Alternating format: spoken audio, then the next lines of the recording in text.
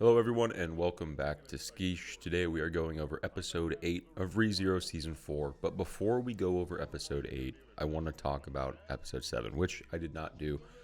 5 and 6 there were some issues, 7 I just, didn't have time. So we're going to do episode 8, but I want to talk about episode 7.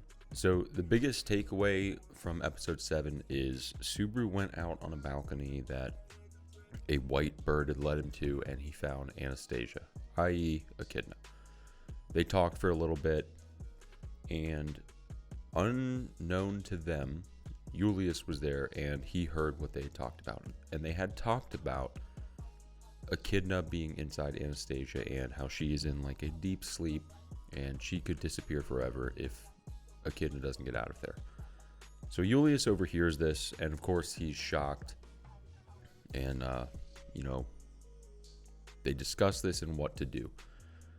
Anastasia comes to the conclusion that she is going to inform everyone the next day that she is Echidna in Anastasia's body. And that's the big thing with episode 7. That's what we got out of that.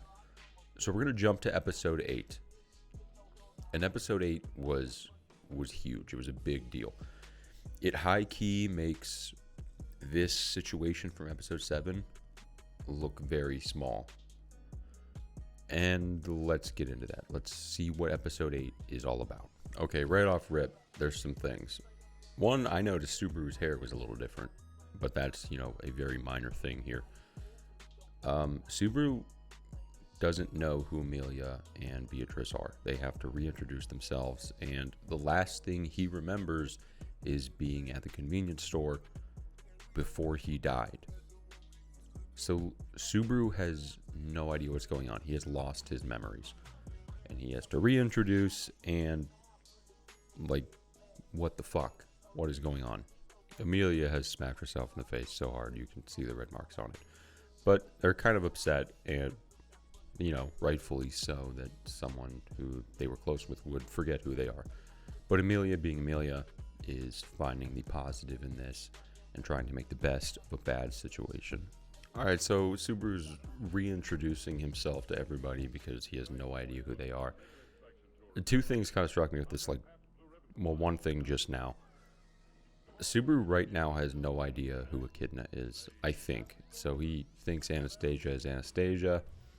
He has no idea that Echidna's in there, and Julius looks extremely distraught right now. Because I would assume that this takes precedent over what Anastasia was going to say, which is that she is Echidna. Also, one little thing I got there. He called Amelia Chan instead of Amelia Tan, which is what he usually does. And it looks like that actually kind of bothered Amelia a lot. And second, Ram is pissed. Ram looks visibly pissed. Ram is really pissed. Probably, from what I would assume, is because she thinks Subaru's putting on this act, and she wants to wake Rem up, really bad. And Subaru, forgetting his memories and whatever he's plotting is really hindering that. I like the whole, don't tell everyone in the group, I just slammed you up against a wall and threatened you. Alright, so Anastasia is breaking the ice by saying that she's Echidna. And what I didn't really pick up on the first watch through is Amelia had a hunch. What she says right now is you're talking about Anastasia as if she's someone else. So it's true that you're, someone else, Echidna. So Amelia knew, Subaru knew, Beatrice knew. Most people knew except Julius, it seems. He's just kind of out of the loop. And also, one thing I want to tack on is how calm and collected Subaru is right now for waking up. And the last thing he remembers is being on Earth, leaving a convenience store. And then he wakes up in this tower, in this room surrounded by people who he doesn't know, in weird outfits, saying one has a contract with him. It's just astonishing how chill he is with it, because I feel like most people would be freaking out at that. That's what confused me. So Anastasia just said she's not the Echidna that they both know. See, the Echidna I know is a witch who was, fucking with them. The white hair, black dress. That's the echidna I know. I don't know this other echidna. I know I said I'd watch this episode, and I'm glad I did, because I had to go back and read some stuff, which we'll get into later. And one thing I read, which was a possibility, is how Subaru lost his memories.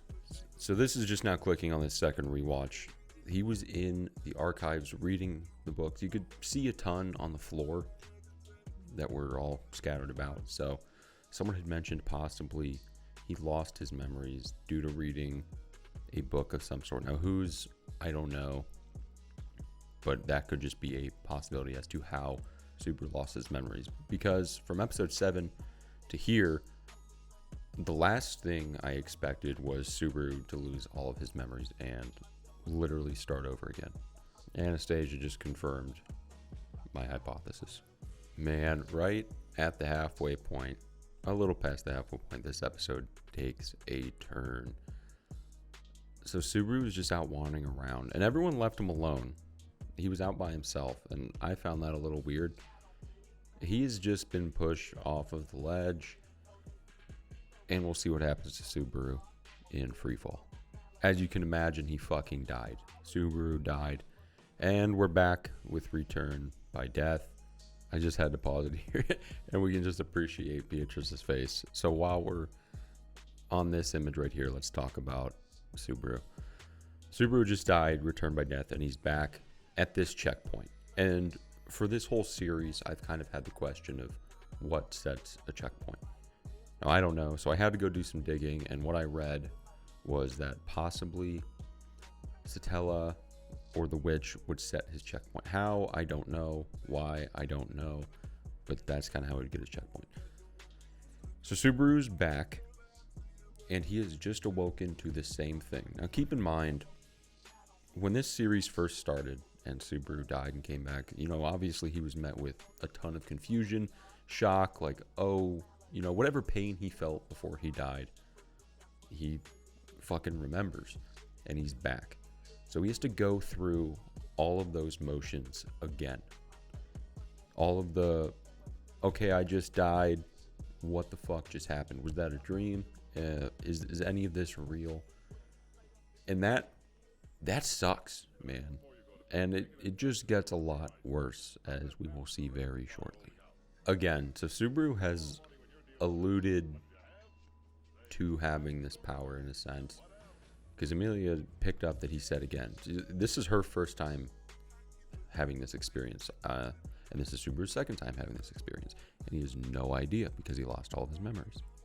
The first thing that comes to my mind when we get like exact repeats like this is the arc in Haruhi Suzumiya, the 8-episode arc that are exactly the same, and just God, that would be frustrating to go through, especially Subaru, because he knows that this is repeating. You can see how like troubled Subaru is with just one time looping through this. Like, this isn't even his 5th time. This is his 2nd time going through this scenario, and he's just like, what the fuck? That's gotta just drive someone insane. This line right here makes me a little suspect of our assassin here. So that's why she's kind of number 1 on my list of killing Subaru and pushing him off the edge. 1, this line right here. 2, she's an assassin who's already tried to kill him before. But that seems like, slightly too on the nose. I feel like this is what they want you to think, and I'm falling for it, but I'm going to keep falling for it because I don't know who else would push Subaru off the ledge and kill him. And it also seems like she has a recollection of yesterday, which she should not, since this should be the first time this is happening. See, this part confused me a little bit. They're all talking about how dangerous it is to have Subaru around right now. And I would just assume, because he doesn't have his memories, he has no idea what's going on. He doesn't know the rules of the tower. He doesn't know what's up on the other floors or anything like that. That's kind of what I would assume. But I don't know why they're having this conversation right now. You got the creep walk. Someone's walking up behind Subaru. Again, we didn't see, and Subaru is back to falling off the ledge. But this time it's significantly worse. Dude, this would just suck so bad. I said it before in one of the other episodes when they were in the tunnel, how gruesome this show is, and it really just keeps doing it. Yeah, dude, like falling off a giant staircase, not just falling and going splat, but falling on the sandstone or concrete stairs, losing your arm, your leg, smashing your face, just getting annihilated by this while being alive the whole time, experiencing that pain, and then waking up to the exact same spot while remembering all that pain, and no one knows what's going on. You're repeating for the third time. And one thing that you should pay attention to, this is a very minor thing, but it really adds to the show in like these scenarios.